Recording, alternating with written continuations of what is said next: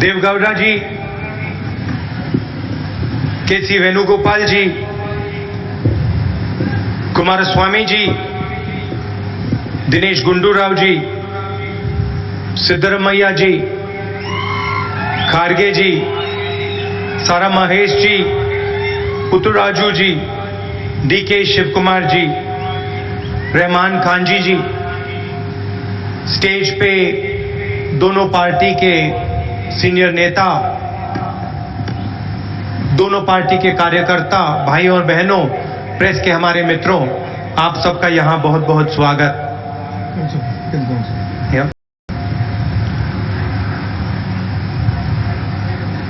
2019 का चुनाव दो विचारधाराओं के बीच लड़ा जा रहा है। एक तरफ झूठे वायदे, नफरत, क्रोध, बंटवारा, दूसरी तरफ सच्चाई, भाईचारा, प्यार और एकता। 2019ನೇ ಲೋಕಸಭಾ ಚುನಾವಣೆ ಎರಡು ವಿಚಾರಧಾರೆಯ ಮಧ್ಯದಲ್ಲಿ ಹೋರಾಟ ಆಗ್ತಾ ಇದೆ. ಒಂದ್ ಕಡೆ ದ್ವೇಷ, ಹಿಂಸೆ, ಕೋಮುವಾದ, ಭಯ, ಇನ್ನೊಂದು ಕಡೆ ಪ್ರೀತಿ, ವಿಶ್ವಾಸ, ಭ್ರಾತೃತ್ವ ಮತ್ತು ಜಾತ್ಯತೀತ ಸಿದ್ಧಾಂತದ ಮೇಲೆ ಈ ಎರಡು ಸಿದ್ಧಾಂತದ ಮಧ್ಯದಲ್ಲಿ ಹೋರಾಟ ಆಗ್ತಾ ಇದೆ. हर चुनाव में नरेंद्र मोदी जी कोई ना कोई झूठा वायदा कर जाते हैं। 2014 से कह रहे हैं हर बैंक अकाउंट में 15 लाख रुपए डालेंगे, 2 करोड़ युवाओं को रोजगार देंगे, किसानों को सही दाम देंगे। ಪ್ರತಿ ಚುನಾವಣೆಯಲ್ಲಿ ನರೇಂದ್ರ ಮೋದಿ ಅವರು ಸುಳ್ಳು ಭರವಸೆಗಳನ್ನ ಹೇಳ್ತಾ ಇದ್ದಾರೆ. ಕಳೆದ 5 ವರ್ಷದಿಂದ ಹೇಳ್ತಾ ಇದ್ರು, ಯುವಕರಿಗೆ ಪ್ರತಿಯೊಂದು ಬ್ಯಾಂಕ್ ಅಕೌಂಟಲ್ಲಿ 15 ಲಕ್ಷ ರೂಪಾಯಿ ಹಾಕ್ತೀನಿ, ಯುವಕರಿಗೆ ಉದ್ಯೋಗ ಕೊಡ್ತೀನಿ ಅಂತ ಈ ರೀತಿಯಾದಂಥ ಭರವಸೆಗಳನ್ನ ಕಳೆದ 5 ವರ್ಷದಿಂದ ಪ್ರಧಾನಮಂತ್ರಿಗಳು ಮಾಡ್ಕೊಂಡು ಬರ್ತಾ ಇದ್ದಾರೆ. हिंदुस्तान के हर व्यक्ति को उन्होंने वायदा किया था 15 लाख रुपए बैंक अकाउंट में डाल के दिखा दूंगा। 5 ವರ್ಷದಿಂದ ಅವರು ಹೇಳಿದ್ರು, ಪ್ರತಿಯೊಬ್ಬರ ಬ್ಯಾಂಕ್ ಅಕೌಂಟ್ ನಲ್ಲಿ ನಾನು 15 ಲಕ್ಷ ರೂಪಾಯಿಯನ್ನ नेता, दोनों पार्टी के कार्यकर्ता, भाई और बहनों, प्रेस के हमारे मित्रों, आप सबका यहां बहुत बहुत स्वागत।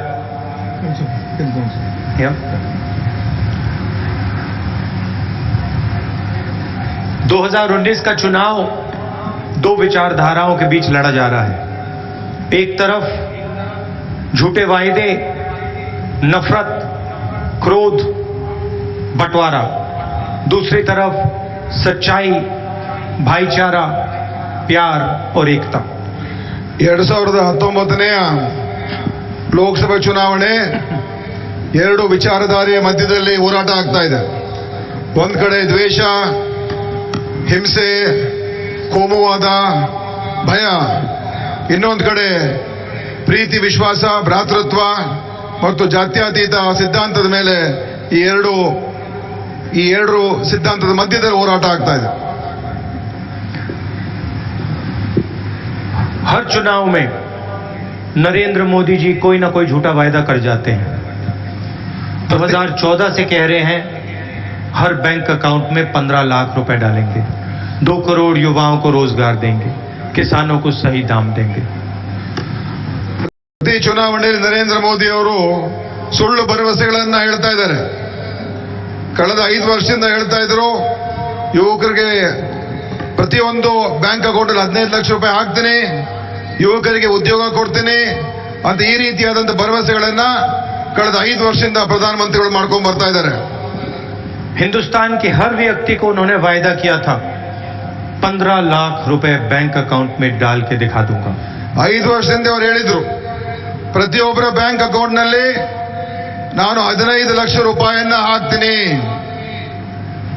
प्रधानमंत्री मत बनाओ, चौकीदार बनाओ। चौकीदार बनाओगे, हर बैंक अकाउंट में 15 लाख डाल दूंगा। ಪ್ರಧಾನಮಂತ್ರಿಯನ್ನ ಮಾಡಕ್ ಹೋಗ್ಬೇಡಿ, ನೀವು ಚೌಕಿದಾರನ್ನ ಮಾಡಿ ಅಂತ ಹೇಳಿದ್ರು. ಚೌಕಿದಾರಾಗಿ ಮಾಡಿದ್ರೆ ನಿಮ್ಮೆಲ್ಲರೂ ಕೂಡ ನಾನು ನಿಮ್ಮ ಬ್ಯಾಂಕ್ಗಳಲ್ಲಿ ದುಡ್ಡನ್ನ ಹಾಕ್ತೀನಿ ಅಂತ ಅವರು ಮಾತನ್ನ ಕೊಟ್ಟಿದ್ರು. सबसे पहले किसानों के घर के सामने चौकीदार नहीं दिखाई देता। बेरोजगार युवाओं के घर के सामने चौकीदार नहीं दिखाई देता, छोटे दुकानदारों के घर के सामने चौकीदार नहीं दिखाई देता। चौकीदार सिर्फ अनिल अंबानी जैसे चोरों के घर के सामने दिखाई देता है। ಅಂದ್ರೆ ಈ ಚೌಕಿದಾರು ರೈತರ ಮನೆ ಮುಂದೆ ಎಲ್ಲೂ ಕಾಣಿಸ್ಕೊಳ್ಳೋದಿಲ್ಲ, ನಿರುದ್ಯೋಗ ಯುವಕರ ಮನೆಗಳ ಮುಂದೆ ಕಾಣಿಸ್ಕೊಳ್ಳೋದಿಲ್ಲ, ಸಣ್ಣ ವ್ಯಾಪಾರಸ್ಥರು ವರ್ತಕರ ಮನೆಗಳ ಮುಂದೆ ಕಾಣಿಸ್ಕೊಳ್ಳೋದಿಲ್ಲ. ಈ ಚೌಕಿದಾರ್ ಎಲ್ಲಿ ಕಾಣ್ಕೊಳ್ಕೊಂತಾರೆ ಅಂತ ಹೇಳಿದ್ರೆ ದೊಡ್ಡ ದೊಡ್ಡ ಶ್ರೀಮಂತರು ಅನಿಲ್ ಅಂಬಾನಿ ಅಂತ ವ್ಯಕ್ತಿಗಳ ಮನೆಗಳ ಹತ್ರ ಈ ಚೌಕಿದಾರ್ ಕಾಣಿಸ್ಕೊಳ್ತಾರೆ.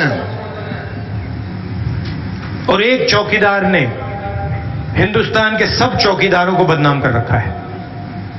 ಈ ಒಬ್ಬ ಚೌಕಿದಾರು ಹಿಂದೂಸ್ತಾನದಲ್ಲಿ ಇರ್ತಕ್ಕಂಥ ಎಲ್ಲಾ ಚೌಕಿದಾರರ ಹೆಸರನ್ನ ಹಾಳು ಮಾಡಿದ್ದಾರೆ. मैंने सोचा कि अगर नरेंद्र मोदी जी ने 15 लाख रुपए देने की बात की, झूठी बात थी, तो सच्चाई क्या है? ನಾನು ಯೋಚನೆ ಮಾಡಿದ್ದೆ, ನರೇಂದ್ರ ಮೋದಿ ಅವರು 15 ಲಕ್ಷ ರೂಪಾಯಿ ಹಾಕ್ತೀನಿ ಅಂತ ಏನೋ ಒಂದು ಸುಳ್ಳಿನ ಆಶ್ವಾಸನೆ ಅವ್ರು ಏನ್ ಹೇಳಿದ್ರು, ಆದ್ರೆ ಇದರಲ್ಲಿ ಸತ್ಯ ಏನು ಅಂತ ನಾನು ಯೋಚನೆ ಮಾಡ್ತಾ ಇದ್ದೀನಿ. 5-6 महीने पहले मैंने कांग्रेस के इकोनॉमिस्ट को, थिंक टैंक वालों को बुलाया और उनसे एक सवाल पूछा. मैंने उनसे पूछा, कितना पैसा हिंदुस्तान के गरीब लोगों के बैंक अकाउंट में डाला जा सकता है? ನಾನು 5-6 ತಿಂಗಳ ಹಿಂದೆ ಅರ್ಥತಜ್ಞರನ್ನ ಕರೆಸಿದೆ, ವಿಜ್ಞಾನಿಗಳನ್ನ, ಬುದ್ಧಿಜೀವನ ಅವ್ರನ್ನ ಕರೆಸಿದೆ. ನಾನು ಅವ್ರು ಕೇಳಿದೆ, ನಮ್ಮ ಬಡ ಜನರೇನಿದ್ದಾರೆ ಈ ದೇಶದಲ್ಲಿ ಅವರಿಗೆ ಸಹಾಯ ಮಾಡ್ತಕ್ಕಂಥದ್ದು ಕಾರ್ಯಕ್ರಮ ಕೊಟ್ರೆ ಅವರಿಗೆ ನೇರವಾಗಿ ಎಷ್ಟು ಹಣವನ್ನ ನಾವು ಸರ್ಕಾರದಿಂದ ಕೊಡಬಹುದು ಅಂತ ನನಗೆ ಸ್ಪಷ್ಟ ಉತ್ತರ ಬೇಕು ಅಂತ ನಾನು ಅವ್ರಿಗೆಲ್ಲರೂ ಕೂಡ ಕೇಳಿದೆ. नरेंद्र मोदी ने झूठ बोला, सच्चाई क्या है? ನರೇಂದ್ರ ಮೋದಿ ಅವರು ಸುಳ್ಳು ಹೇಳಿದ್ರು, ಆದ್ರೆ ಸತ್ಯ ಏನು?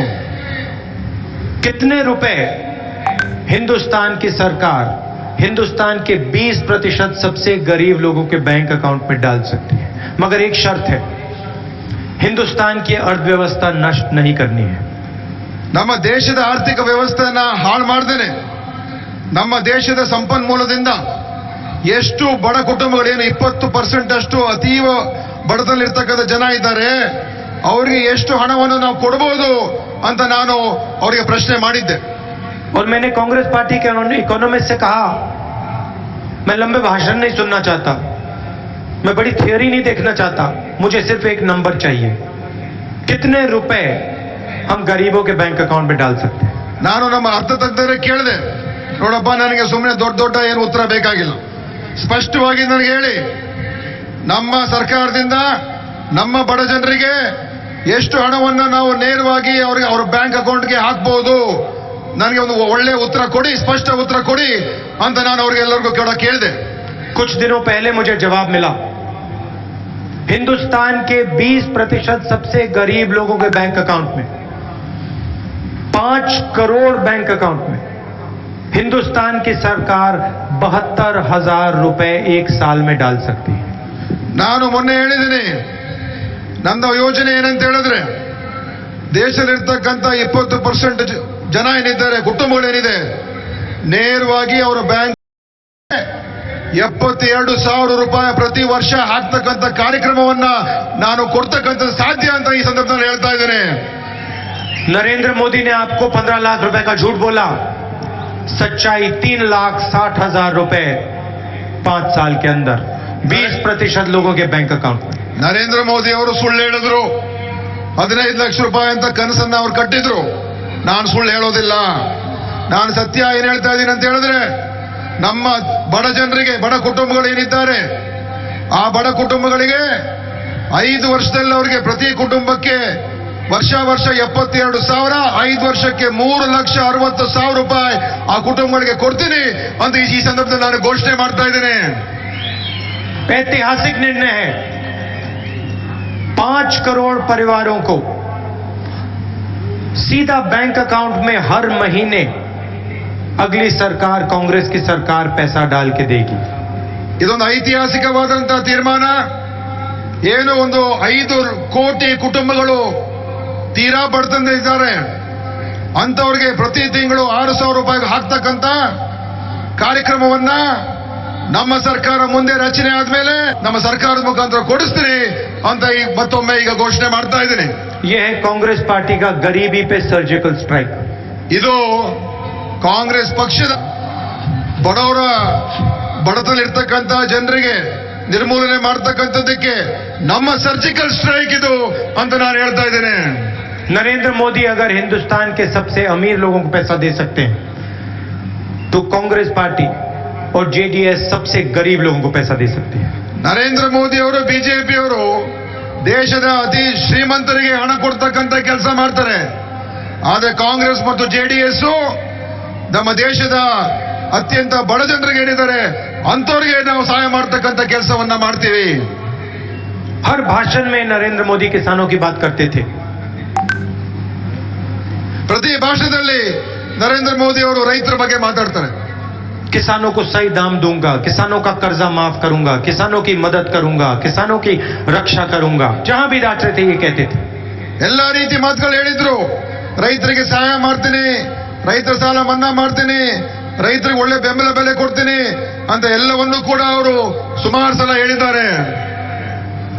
किसानों का कर्जा माफ नहीं किया, ರೈತರ ಸಾಲ ಮನ್ನಾವನ್ನ ಮಾಡಲೇ ಇಲ್ಲ ಅವರು.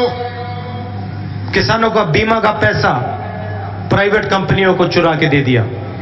ರೈತರ ಏನು ವಿಮೆ ಹಣ ಇದೆ, ಆ ವಿಮೆ ಹಣ ಇವತ್ತೆಲ್ಲ ದೊಡ್ಡ ದೊಡ್ಡ ಮಲ್ಟಿ ನ್ಯಾಷನಲ್ ಕಂಪನಿಗಳಿಗೆ ಹೋಗ್ತಕ್ಕಂಥ ರೀತಿಯಲ್ಲಿ ಮಾಡಿದ್ದಾರೆ. आप पैसा डालते हो, आपका नुकसान होता है और आपका ही पैसा अनिल अंबानी जैसे लोगों के जेब में जाता है। ಏನು ನೀವು ದುಡ್ಡನ್ನು ಹಾಕ್ತೀರಾ ಬೆಳೆ ವಿಮೆಗೆ, ಆ ಬೆಳೆ ವಿಮೆಯಿಂದ ಬರ್ತಕ್ಕಂಥ ಹಣ ನಿಮ್ಗೇನು ವಾಪಸ್ ಬರ್ತಾ ಇಲ್ಲ. ಆ ಹಣ ಎಲ್ಲ ನೇರವಾಗಿ ಅನಿಲ್ ಅಂಬಾನಿ ಅಂತ ಇರ್ತಕ್ಕಂಥ ದೊಡ್ಡ ದೊಡ್ಡ ಕಂಪನಿಗಳಿಗೆ ಇವತ್ತು ಸಾವಿರಾರು ಕೋಟಿ ರೂಪಾಯಿ ಸಂಧಾನ ಆಗ್ತಾ ಇದೆ. कर्नाटक के चुनाव में वायदा हुआ था कि किसानों का कर्जा माफ होगा। ಕರ್ನಾಟಕದಲ್ಲಿ ನಾವು ವಾದವನ್ನ ಮಾಡಿದ್ದು कर्नाटक ಇಲ್ಲಿರ್ತಕ್ಕಂಥ ರೈತರ ಸಾಲ ಮನ್ನಾವನ್ನ ಮಾಡ್ತೀವಿ ಅಂತ ನಾವು ಮಾತನ್ನ ಕೊಟ್ಟಿದ್ದು. कर्नाटक की सरकार ने 11,000 करोड़ रुपए किसानों का कर्जा माफ किया। ಕರ್ನಾಟಕ ಸರ್ಕಾರ ಈಗಾಗಲೇ ಈ ವರ್ಷದಲ್ಲೇ 11,000 ಕೋಟಿ ರೂಪಾಯಿಯಷ್ಟು ರೈತರ ಸಾಲ ಮನ್ನಾದ ಹಣವನ್ನ ಅವರಿಗೆ ಪಾವತಿ ಮಾಡಾಗಿದೆ ಅಂತ ಈ ಸಂದರ್ಭದಲ್ಲಿ ಹೇಳಕ್ಕೆ ಇಷ್ಟಪಡ್ತಾ ಇದ್ದೇನೆ. कर्नाटक के करोड़ों किसानों की मदद की। ಕರ್ನಾಟಕದ ಕೋಟ್ಯಾಂತರ ರೈತರಿಗೆ ಇವತ್ತು ಸಹಾಯ ಆಗಿದೆ. हम आपके दिल में जो दुख है, जो डर है, उसे मिटाना चाहते हैं। ನಿಮ್ಮ ಹೃದಯದಲ್ಲಿರ್ತಕ್ಕಂಥ ಭಯ ಏನಿದೆ, ನಿಮ್ಮ ಹೃದಯದಲ್ಲಿರ್ತಕ್ಕಂಥ ನೋವೇನಿದೆ, ಅದನ್ನ ನಿವಾರಣೆ ಮಾಡ್ತಕ್ಕಂಥ ಕೆಲಸ ನಾವು ಮಾಡ್ತೀವಿ. इसीलिए हमने आपके लिए 2 बहुत ऐतिहासिक निर्णय लिए हैं। ಆದ್ರಿಂದ ಈಗ ನಾವು ಎರಡು ಬಹಳ ಮಹತ್ತರವಾದಂತಹ ನಿರ್ಣಯಗಳನ್ನ ನಾನು ಮಾಡಿದ್ದೇನೆ. 2019 के बाद ಅದನ್ನು ಕೂಡ ಘೋಷಣೆ ಮಾಡ್ತೀವಿ, ಮೊದಲೇ ಘೋಷಣೆ ಮಾಡ್ತೀವಿ. कहां कहां फूड प्रोसेसिंग के कारखाने लगाए जाएंगे। 27,000 ಕೋಟಿ ತಗೊಂಡು ಓಡೋದ್ರು. ವಿಜಯಮಾಲ 9,000 ಕೋಟಿ ತಗೊಂಡು ಓಡೋದ್ರು. ಇನ್ನೊಬ್ರು ಅನಿಲ್ ಅಂಬಾನಿ ಅವರು ಈಗ 30,000 ಕೋಟಿಯಷ್ಟು 32,000 ಕೋಟಿಯಷ್ಟು ಅವರು ಕೂಡ ಸಾಲ ತಗೊಂಡಿದ್ದಾರೆ, ಮರುಪಾವತಿ ಮಾಡಿಲ್ಲ. मगर हिंदुस्तान का किसान अगर 20,000 रुपए लेता है, वापस नहीं देता है, तो उसकी जेल हो जाती है। ಆದ್ರೆ ಒಬ್ಬ ಸಾಮಾನ್ಯ ರೈತ 20,000 ರೂಪಾಯಿ ಸಾಲ ತಗೊಂಡು ಮರುಪಾವತಿ ಮಾಡದೆ ಹೋದ್ರೆ ಅವನ ಮೇಲೆ ಕ್ರಿಮಿನಲ್ ಕೇಸ್ ಅನ್ನ ಬುಕ್ ಮಾಡ್ತಕ್ಕಂಥದ್ದಾಗ್ತದೆ, ಜೈಲ್ಗೆ ಹೋಗುವಂತ ಪರಿಸ್ಥಿತಿ ಉದ್ಭವ ಆಗ್ತದೆ. हमने निर्णय लिया है कि 2019 की सरकार बनने के बाद हिंदुस्तान की किसी भी किसान को कर्जा ना वापस देने के लिए जेल में नहीं डाला जाएगा। ನಾವೊಂದು ತೀರ್ಮಾನ ಏನ್ ಮಾಡಿದ್ದೇವೆ, ಮಾಡ್ತೀನಿ ಅಂತ ಹೇಳಿದ್ರೆ ಯಾರಾದ್ರೂ ಒಬ್ಬ ರೈತ ಕಷ್ಟದಲ್ಲಿರ್ತಕ್ಕಂಥವ್ರು ಸಾಲದ ಮರುಪಾವತಿ ಮಾಡಕ್ ಆಗದೆ ಹೋದ್ರೆ ಅಂತವ್ರಿಗೆ ಯಾವುದೇ ಕಾರಣಕ್ಕೂ ಕೂಡ ಅವರು ಜೈಲ್ಗೆ ಹೋಗ್ತಕ್ಕಂಥ, ಅದು ಕ್ರಿಮಿನಲ್ ಕೇಸ್ ಆಗ್ತಕ್ಕಂಥ ಅವಕಾಶ ಇರಬಾರ್ದು. ರೀತಿಯಾದ ಕಾನೂನನ್ನ ಮಾಡ್ತೀನಿ ಅಂತ ಈ ಸಂದರ್ಭದಲ್ಲಿ ಹೇಳ್ತಾ ಇದ್ದೇನೆ. आज चुनाव का सबसे बड़ा मुद्दा बेरोजगारी है। 45 साल से ज्यादा बेरोजगारी आज है। ಇವತ್ತು ದೇಶದ ಮುಂದೆ ಇರ್ತಕ್ಕಂಥ ಬಹಳ ದೊಡ್ಡ ಒಂದು ವಿಚಾರ ಏನಂತ ಹೇಳಿದ್ರೆ ನಿರುದ್ಯೋಗ. ಕಳೆದ 45 ವರ್ಷಗಳಲ್ಲಿ ಈ ದೇಶದಲ್ಲಿ ಇವತ್ತು ಅತಿ ಹೆಚ್ಚಿನ ನಿರುದ್ಯೋಗದ ಸಮಸ್ಯೆ ಇವತ್ತು ಉದ್ಭವ ಆಗಿದೆ. नरेंद्र मोदी जी ने आपसे पैसा छीनकर उन्हीं 15-20 लोगों को दिया। नोटबंदी की, गब्बर सिंह टैक्स लागू किया। ನರೇಂದ್ರ ಮೋದಿ ಅವರು ನೋಟಿನ ಅಮಾನ್ಯೀಕರಣ ಮಾಡಿ GST ಗಬ್ಬರ್ ಸಿಂಗ್ ಟ್ಯಾಕ್ಸ್ ಅಂತ ಅದನ್ನ ಹಾಕಿ ನಿಮ್ಮಲ್ಲಿರ್ತಕ್ಕಂಥ ದುಡ್ಡನ್ನ ಕಿತ್ಕೊಂಡು ಇವತ್ತು ದೇಶದ ದೊಡ್ಡ ದೊಡ್ಡ ಉದ್ದಿಮೆಗಾರರಿಗೆ ಸುಮಾರು 15-20 ಜನರಿಗೆ ಅನುಕೂಲ ಮಾಡ್ತಕ್ಕಂಥ ಕೆಲಸವನ್ನ ಈ ಪ್ರಧಾನಮಂತ್ರಿ ಮಾಡಿದ್ದಾರೆ. आपसे उन्होंने झूठ बोला, कहा कि काले धन के खिलाफ लड़ाई है. ಅವರು ನಿಮಗೆ ಸುಳ್ಳು ಹೇಳಿದ್ರು ಪ್ರಧಾನಮಂತ್ರಿ ಆಗೋದಕ್ಕಿಂತ ಮುಂಚೆ ಮತ್ತು ನೋಟ್ ಅಮಾನ್ಯ ಮಾಡಿದಾಗ. ಇದು ಭ್ರಷ್ಟಾಚಾರ ಮತ್ತು ಕಪ್ಪು ಹಣದ ವಿರುದ್ಧ ಹೋರಾಟ ಅಂತ ಹೇಳಿದ್ರು. अगर भ्रष्टाचार के खिलाफ, काले धन के खिलाफ लड़ाई थी तो नोटबंदी की लाइन में हिंदुस्तान के चोर, हिंदुस्तान के अरबपति क्यों नहीं दिखाई दिए? ಅದು ಇದು ನಿಜವಾಗ್ಲೂ ಕೂಡ ಕಪ್ಪು ಹಣ ವಿರುದ್ಧ ಒಂದು ತೀರ್ಮಾನ ಆಗಿದ್ರೆ ನೋಟ್ ಅಮಾನ್ಯೀಕರಣ, ಯಾಕೆ ಆ ಕ್ಯೂಗಳಲ್ಲಿ ಯಾರು ಒಬ್ಬ ಲೂಟಿಕೋರ ಇರ್ಬೋದು, ಯಾರು ಒಬ್ಬ ದೊಡ್ಡ ಉದ್ದಿಮೆಗಾರರು ಇರ್ಬೋದು, ಯಾರು ಕೂಡ ಶ್ರೀಮಂತರು ಆ ಲೈನ್ ಅಲ್ಲಿ ನಿಂತ್ಕೊಳ್ಳಿಲ್ಲ. अगर काले धन के खिलाफ लड़ाई थी तो अमित शाह के बैंक ने 700 करोड़ रुपए कैसे बदले? ಅದು ಕಪ್ಪು ಹಣದ ವಿರುದ್ಧ ಹೋರಾಟ ಆಗಿದ್ದಿದ್ರೆ ಅಮಿತ್ ಶಾ ಮಾಲೀಕತ್ವ ಇರತಕ್ಕಂಥ ಬ್ಯಾಂಕ್ ಏನಿದೆ ಅವರು 700 ಕೋಟಿ ರೂಪಾಯಿ ಹಂಗೆ ಯಾವ ರೀತಿಯಾಗಿ ಅದನ್ನ ಬದಲಾವಣೆ ಮಾಡಿಕೊಂಡ್ರು, ಇದು ಒಂದು ದೊಡ್ಡ ಪ್ರಶ್ನೆ ಆಗಿದೆ. भाइयों और बहनों, नोटबंदी और गब्बर सिंह टैक्स का लक्ष्य आपके जेब में से पैसा निकालकर उन 15 लोगों के जेब में डालने का था. ಸಹೋದರ ಸಹೋದರಿಯರೇ, ಈ ನೋಟ್ ಅಮಾನ್ಯ ಮಾಡಿರ್ತಕ್ಕಂಥದ್ದು GST ಮಾಡಿ ಏನೋ ತೀರ್ಮಾನ ಮಾಡಿದ್ರು, ಇದರ ಒಂದೇ ಉದ್ದೇಶ ಏನಂತ ಹೇಳಿದ್ರೆ ಸಾಮಾನ್ಯ ಜನರ ದುಡ್ಡನ್ನ ತಗೊಂಡು ದೊಡ್ಡ ದೊಡ್ಡ ಉದ್ದಿಮೆಗಾರರಿಗೆ, ಅತೀವ ಶ್ರೀಮಂತರಿಗೆ ಕೊಡ್ತಕ್ಕಂಥ ಒಂದು ಸಂಚು ಅಂತ ಈ ಸಂದರ್ಭದಲ್ಲಿ ನಾನು ಸ್ಪಷ್ಟವಾಗಿ ಹೇಳಿ ಬಯಸ್ತಾ ಇದ್ದೇನೆ. गब्बर सिंह टैक्स को हम चुनाव जीतते ही बदल देंगे, असली GST आपको दे देंगे. ನಮ್ಮ ಸರ್ಕಾರ ಬಂದ ಮೇಲೆ, ಈ ಚುನಾವಣೆ ಆದ್ಮೇಲೆ ನಾವು ಈ ಗಬ್ಬರ್ ಸಿಂಗ್ ಟ್ಯಾಕ್ಸ್ ಅನ್ನ ತೆಗೆದಾಕ್ತೀವಿ, ಸ್ಪಷ್ಟವಾದಂತ ಸರಳವಾದಂತ GST ನ ಲಾಗು ಮಾಡ್ತೀನಿ ಅಂತ ಈ ಸಂದರ್ಭದಲ್ಲಿ ನಾನು ಘೋಷಣೆ ಮಾಡ್ತಾ ಇದ್ದೇನೆ. 5 टैक्स नहीं होंगे, 28% टैक्स नहीं होगा, एक टैक्स होगा, कम से कम टैक्स होगा, सरल टैक्स होगा. ನಾನು ವಾಗ್ದಾನ ನೀಡ್ತೇನೆ, ಈ 5-6 ಟ್ಯಾಕ್ಸ್ ಇರೋದಿಲ್ಲ, 28%, 18% ಟ್ಯಾಕ್ಸ್ ಇರೋದಿಲ್ಲ. ಒಂದು ಕಡಿಮೆ ಇರ್ತಕ್ಕಂಥ, ಸರಳವಾಗಿರ್ತಕ್ಕಂಥ ಒಂದೇ ಒಂದು ಟ್ಯಾಕ್ಸ್ ಈ ದೇಶದಲ್ಲಿ ನಾನು ಮಾಡ್ತೀನಿ ಅಂತ ಈ ಸಂದರ್ಭದಲ್ಲಿ ಘೋಷಣೆ ಮಾಡ್ತಾ ಇದ್ದೇನೆ. नरेंद्र मोदी जी ने जैसे ही आपके जेब से पैसा निकाला, हिंदुस्तान की अर्थव्यवस्था ठप हो गई, नष्ट हो गई. ಈ ನೋಟ್ ಅಮಾನ್ಯ ಮಾಡಾದ್ಮೇಲೆ, GST ಮಾಡಾದ್ಮೇಲೆ ದೇಶದ ಅರ್ಥವ್ಯವಸ್ಥೆ ಕುಸಿದು ಹೋಗಿದೆ. ಇವತ್ತು ಬಹಳ ಸಂಕಷ್ಟದಲ್ಲಿ ನಮ್ಮ ದೇಶ ಸಿಲುಕಿಕೊಂಡಿದೆ. आपके जेब से पैसा गया, आपने चीजें खरीदनी बंद की, आपने चीजें खरीदनी बंद की, फैक्ट्रियां बंद हुई, बेरोजगारी बढ़ी. ಯಾವಾಗ ನಿಮ್ಮಿಂದ ದುಡ್ಡನ್ನ ಕಿತ್ಕೊಂಡ್ರು ಅವಾಗ ನೀವು ಖರೀದಿ ಮಾಡೋದನ್ನ ನಿಲ್ಲಿಸಿದ್ರಿ.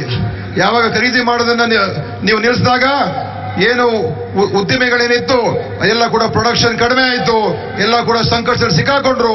ದೇಶದ ಅರ್ಥವ್ಯವಸ್ಥೆ ಅದು ಹಾಳಾಗ್ತಕ್ಕಂಥ ಪರಿಸ್ಥಿತಿ ಉದ್ಭವ ಆಯ್ತು. न्याय योजना आपके जेब में फिर से पैसा डालेगी. ನನ್ನ ನ್ಯಾಯ ಯೋಜನೆ ಏನಿದೆ ಅದು ನಿಮಗೆ ವಾಪಸ್ಸು ನಿಮ್ಮ ಜೇಬ್ಗೆ ದುಡ್ಡು ಹಾಕ್ತಕ್ಕಂಥ ಒಂದು ಕಾರ್ಯಕ್ರಮ, ಬಡವರಿಗೆ ಸಹಾಯ ಆಗ್ತಕ್ಕಂಥ ಕಾರ್ಯಕ್ರಮ. जैसे ही पैसा आपके जेब में जाएगा, आप चीजें खरीदना शुरू करोगे. ಯಾವಾಗ ಈ ಬಡವರಿಗೆ ಈ ಹಣ ಸಿಗ್ತದೆ, ಮತ್ತೆ ಅವರ ಹಣವನ್ನ ತೆಗೆದುಕೊಂಡು ಖರ್ಚು ಮಾಡಕ್ ಶುರು ಮಾಡ್ತಾರೆ, ಮತ್ತೆ ಅದರಿಂದ ಖರೀದಿ ಮಾಡ್ತಕ್ಕಂಥ ಕೆಲಸಗಳು. जैसे ही आप चीजें खरीदना शुरू करोगे, हिंदुस्तान की फैक्ट्रियां एक बार फिर चालू हो जाएंगी. ಯಾವಾಗ ನೀವು ಖರೀದಿ ಮಾಡಕ್ ಶುರು ಮಾಡ್ತೀರಾ, ದೇಶದ ವಾಣಿಜ್ಯ ವಾತಾವರಣ ಒಳ್ಳೆ ರೀತಿಯಲ್ಲಿ ನಿರ್ಮಾಣ ಆಗ್ತದೆ, ಎಲ್ಲ ಉತ್ಪಾದಕ ಫ್ಯಾಕ್ಟರಿಗಳೆಲ್ಲ ಕೆಲಸ ಮಾಡಕ್ ಶುರು ಮಾಡ್ತದೆ. और हिंदुस्तान के युवाओं को उन फैक्ट्री में रोजगार मिलना शुरू हो जाएगा. ಆವಾಗ ಯಾವಾಗ ವಾಣಿಜ್ಯ ಮತ್ತು ಉದ್ದಿಮೆ ಹೆಚ್ಚಾಗ್ತದೆ, ಅವಾಗ ಯುವಕರಿಗೆ ಕೆಲಸ ಸಿಗ್ತಕ್ಕಂಥದ್ದು ಆಗ್ತದೆ, ಅವಾಗ ನಿರುದ್ಯೋಗದ ಸಮಸ್ಯೆ ಬಗೆಹರಿಸ್ತಕ್ಕಂಥದ್ದು ಆಗ್ತದೆ. न्याय योजना हिंदुस्तान की इकोनॉमी को जंप स्टार्ट कर देगी. ನಮ್ಮ ನ್ಯಾಯ ಯೋಜನೆ ಕೇವಲ ಬಡವರಿಗೆ ಮಾತ್ರ ಸಹಾಯ ಮಾಡೋದಿಲ್ಲ, ಇದು ನಮ್ಮ ದೇಶದ ಅರ್ಥವ್ಯವಸ್ಥೆಯನ್ನ ಅದಕ್ಕೆ ಒಂದು ರೀತಿಯಾಗಿ ಉತ್ತೇಜನ ನೀಡ್ತಕ್ಕಂಥ ಕೆಲಸ ಅದರಿಂದ ಪ್ರಾರಂಭ ಆಗ್ತದೆ. लाखों युवाओं को रोजगार मिलेगा. ಲಕ್ಷಾಂತರ ಯುವಕರಿಗೆ ಕೆಲಸ ಸಿಗ್ತದೆ. बेरोजगारी का माहौल है, 22 लाख सरकारी नौकरियां खाली हैं. ನೋಡಿ, ಇವತ್ತು ನಿರುದ್ಯೋಗದ ಸಮಸ್ಯೆ ತಾಂಡವಾಡ್ತಾ ಇದೆ. ಆದರೆ ಕೇಂದ್ರ ಸರ್ಕಾರ, ರಾಜ್ಯ ಸರ್ಕಾರಗಳಲ್ಲಿ ಸುಮಾರು 22 ಲಕ್ಷ ಹುದ್ದೆಗಳು ಖಾಲಿ ಬಿದ್ದಿವೆ. इन 22 लाख नौकरियों को हम 1 साल के अंदर पूरा कर देंगे, भर देंगे. ನಾನು ಇಲ್ಲಿ ನಿಮಗೆ ಹೇಳ್ತಾ ಇದ್ದೇನೆ, ನಮ್ಮ ಸರ್ಕಾರ ಬಂದ ಮೇಲೆ 1 ವರ್ಷದಲ್ಲಿ ಈ ಎಲ್ಲ 22 ಹುದ್ದೆಗಳನ್ನ ಭರ್ತಿ ಮಾಡ್ತಕ್ಕಂಥ ಕೆಲಸ ನಮ್ಮ ಸರ್ಕಾರ ಮಾಡ್ತದೆ ಅಂತ ನಮ್ಮ ಯುವಕ ಮಿತ್ರರಿಗೆ ನಾನು ಹೇಳಕ್ ಬಯಸ್ತಾ ಇದ್ದೇನೆ. और 10 लाख युवाओं को हिंदुस्तान की पंचायतों में हम रोजगार दिलवा देंगे। ಮತ್ತೆ ಯುವಕರೇ, ಈ ದೇಶ ಇರ್ತಕ್ಕಂಥ ಎಲ್ಲ ಪಂಚಾಯತಿಗಳಲ್ಲಿ 10 ಲಕ್ಷ, ಒಂದೊಂದು ಪಂಚಾಯತಿಗೆ ಒಬ್ಬೊಬ್ಬನ ನೇಮಿಸಿ 10 ಲಕ್ಷ ಯುವಕರಿಗೆ ಉದ್ಯೋಗ ಕೊಡ್ತಕ್ಕಂಥ ಕೆಲಸವನ್ನು ನಾನು ಮಾಡ್ತೀನಿ. मैं आपको झूठ नहीं बोलूंगा, मैं आपको ये नहीं बोलूंगा कि 15 लाख रुपए बैंक अकाउंट में डाल दूंगा, मैं आपको सच बोलूंगा 3,60,000 रुपए बैंक अकाउंट में डाल देंगे। ನಾನು ನಿಮಗೆ ಸುಳ್ಳು ಹೇಳುವಂತ ವ್ಯಕ್ತಿ ನಾನೇನಲ್ಲ. ನಾನು ಮೋದಿ ಅವ್ರ ತರ 15 ಲಕ್ಷ ರೂಪಾಯಿ ಹಾಕ್ತೀನಿ ಅಂತ ನಾನು ಹೇಳ್ತಾ ಇಲ್ಲ. ಆದ್ರೆ ನಮ್ಮ ಬಡ ಜನರಿಗೆ 5 ವರ್ಷದಲ್ಲಿ ಅವರಿಗೆ 3,60,000 ರೂಪಾಯಿ ಕೊಡ್ತಕ್ಕಂಥ ಕಾರ್ಯಕ್ರಮವನ್ನ ನಾನು ಮಾಡ್ತೀನಿ ಅಂತ ನಾನು ಘೋಷಣೆ ಮಾಡ್ತಾ ಇದ್ದೇನೆ. मैं आपको 2 करोड़ युवाओं वाला झूठ नहीं बोलूंगा, मगर मैं आपको बताऊंगा कि 22 लाख युवाओं को सरकारी रोजगार दिया जा सकता है, 10 लाख युवाओं को पंचायत में नौकरी दी जा सकती है और करोड़ों युवाओं को न्याय स्कीम के थ्रू रोजगार दिया जा सकता है। ನಾನು ಮೋದಿ ಅವ್ರ ತರ 2 ಕೋಟಿ ಉದ್ಯೋಗ ಪ್ರತಿ ವರ್ಷ ಕೊಡ್ತೀನಿ ಸುಳ್ಳು ಹೇಳಕ್ ಹೋಗೋದಿಲ್ಲ. ಆದ್ರೆ ನಾನು ಒಂದು ಹೇಳ್ತಾ ಇದ್ದೀನಿ, ಇಲ್ಲಿ ಕೇಂದ್ರ ಸರ್ಕಾರ ಎಲ್ಲ ಸರ್ಕಾರಿ ನೌಕರರು 22 ಲಕ್ಷ ಖಾಲಿ ಇರ್ತಕ್ಕಂಥದ್ದು, ಪಂಚಾಯತಿಗಳಲ್ಲಿ 10 ಲಕ್ಷ, ಒಟ್ಟು 32 ಲಕ್ಷ ಆ ನೌಕರಿಯನ್ನು ನಮ್ಮ ಯುವಕರಿಗೆ ಕೊಡ್ತೇನೆ. ಮತ್ತು ನ್ಯಾಯ ಯೋಜನೆ ಮುಖಾಂತರ ದೇಶದ ಅರ್ಥವ್ಯವಸ್ಥೆಯನ್ನು ಸುಧಾರಣೆ ಮಾಡಿಕೊಂಡು ಲಕ್ಷಾಂತರ ಯುವಕರಿಗೆ ಕೆಲಸ ಸಿಗ್ತಕ್ಕಂಥ ವಾತಾವರಣ ನಿರ್ಮಾಣ ಮಾಡಿಸ್ತೀನಿ ಅಂತ ನಾನು ನಿಮಗೆ ಹೇಳ್ತಾ ಇದ್ದೀನಿ. झूठ सुनना है तो चौकीदार के भाषण में जाके सुन लीजिए। ಸುಳ್ಳನ್ನ ಕೇಳಬೇಕು ಅಂತ ನಿಮ್ಗೆ ಇಚ್ಛೆ ಇದ್ರೆ ಮೋದಿ ಅವರ ಭಾಷಣವನ್ನು ಹೋಗಿ ಕೇಳಿ. वहां पे आपको जो भी झूठ सुनना है आप सुन सकते हो। ಅಲ್ಲಿ ಎಷ್ಟು ಸುಳ್ಳನ್ನ ಕೇಳಬೇಕು ಅಂತ ನಿಮ್ಗೆ ಆಸೆ ಇರ್ತದೆ, ಅಲ್ಲಿ ಹೋಗಿ ಕೂತ್ಕೊಂಡ್ರೆ ಅದೆಲ್ಲವನ್ನು ಕೂಡ ಕೇಳ್ಕೊಂಡ್ ಬರ್ಬೋದು. सच्चाई सुननी है तो यहाँ आइए। ಸತ್ಯಾಂಶವನ್ನ ನಿಮಗೆ ಕೇಳ್ಕೋಬೇಕು ಅಂತ ಆಸೆ ಇದ್ರೆ ತಾವು ಇಲ್ಲಿಗೆ ಬನ್ನಿ, ನಮ್ಮ ಹತ್ರ ಬನ್ನಿ. किसानों का 11,000 करोड़ रुपए कर्जा माफ करना है तो यहाँ आइए। 11,000 ಕೋಟಿ ರೂಪಾಯಿನೀಗ ಕುಮಾರಸ್ವಾಮಿ ಈಗಾಗಲೇ ಅವರು ದುಡ್ಡನ್ನ ಪಾವತಿ ಮಾಡಿದ್ದಾರೆ. ಅದಾಗಬೇಕಾದ್ರೆ ನಮ್ಮ ಹತ್ರನೇ ಬರಬೇಕಾಗ್ತದೆ. ये चुनाव न्याय और अन्याय के बीच है, सच और झूठ के बीच है। ಈ ಚುನಾವಣೆ ನ್ಯಾಯ ಮತ್ತು ಅನ್ಯಾಯ ಮಧ್ಯೆ ಆಗ್ತಾ ಇರ್ತಕ್ಕಂಥ ಹೋರಾಟ, ಸತ್ಯ ಮತ್ತು ಅಸತ್ಯದ ಮಧ್ಯೆ ಆಗ್ತಾ ಇರ್ತಕ್ಕಂಥ ಹೋರಾಟ. और सच्चाई की तरफ हम सब खड़े हैं। ನಾವೆಲ್ಲರೂ ಕೂಡ ಸತ್ಯದ ಪರವಾಗಿ ನಿಂತಿದ್ದೇವೆ. यहाँ कांग्रेस पार्टी के कार्यकर्ता आए हैं और जनता दल के कार्यकर्ता आए हैं। ಇಲ್ಲಿ ಕಾಂಗ್ರೆಸ್ನ ಕಾರ್ಯಕರ್ತರು ಕೂಡ ಬಂದಿದ್ದಾರೆ, ಜನತಾದಳ ಪಕ್ಷದ ಕಾರ್ಯಕರ್ತರು ಕೂಡ ಬಂದಿದ್ದಾರೆ. और स्टेज पे कांग्रेस पार्टी के नेता हैं, जनता दल के नेता हैं, गौड़ा जी हैं। ವೇದಿಕೆ ಮೇಲೆ ಕಾಂಗ್ರೆಸ್ ಮತ್ತು ಜೆಡಿಎಸ್ ನ ಮುಖಂಡಗಳಿದ್ದಾರೆ, ಮಾನ್ಯ ದೇವೇಗೌಡರು ಕೂಡ ವೇದಿಕೆ ಮೇಲೆ ಇದ್ದಾರೆ. मिलकर हम नरेंद्र मोदी जी, बीजेपी और आरएसएस के खिलाफ खड़े हैं।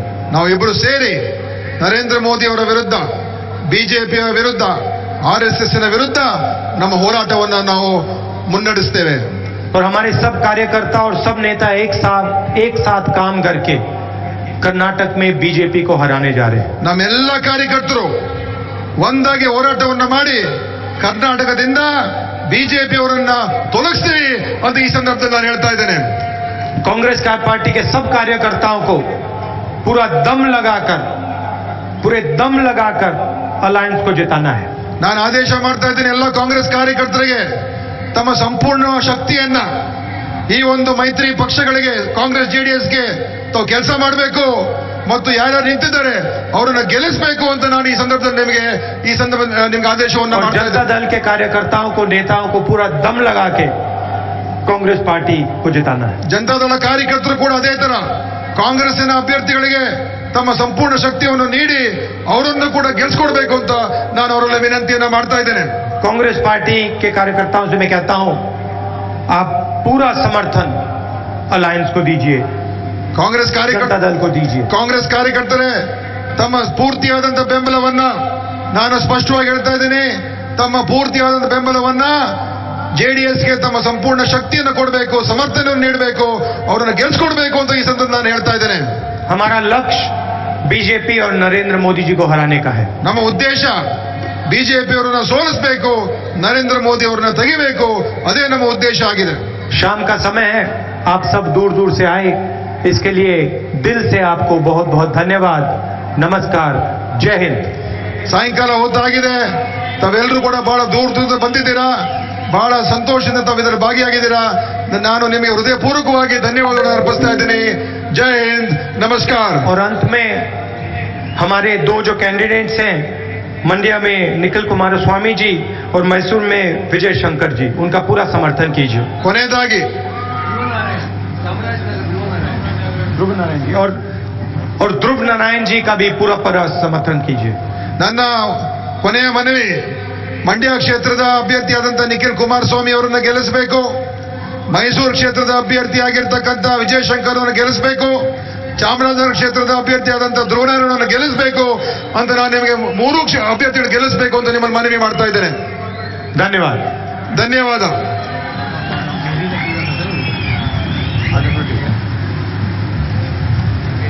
ಅಖಿಲ ಭಾರತ ರಾಷ್ಟ್ರೀಯ ಕಾಂಗ್ರೆಸ್ ಅಧ್ಯಕ್ಷರಿಗೆ ಧನ್ಯವಾದಗಳು. ಈಗ ಸನ್ಮಾನ್ಯ ಶ್ರೀ ಮಲ್ಲಿಕಾರ್ಜುನ್ ಖರ್ಗೆ ಅವರು, ಕೇಂದ್ರದ ವಿರೋಧ ಪಕ್ಷದ ನಾಯಕರು, ಕಾಂಗ್ರೆಸ್ನ ಹಿರಿಯ ಮುತ್ಸದ್ದಿಗಳು, ದಯಮಾಡಿ ಈ ಜಂಟಿ ಪ್ರಚಾರ ಸಭೆಯನ್ನು ಉದ್ದೇಶಿಸಿ ಮಾತಾಡಬೇಕಂತ ವಿನಂತಿ ಮಾಡ್ತೀನಿ.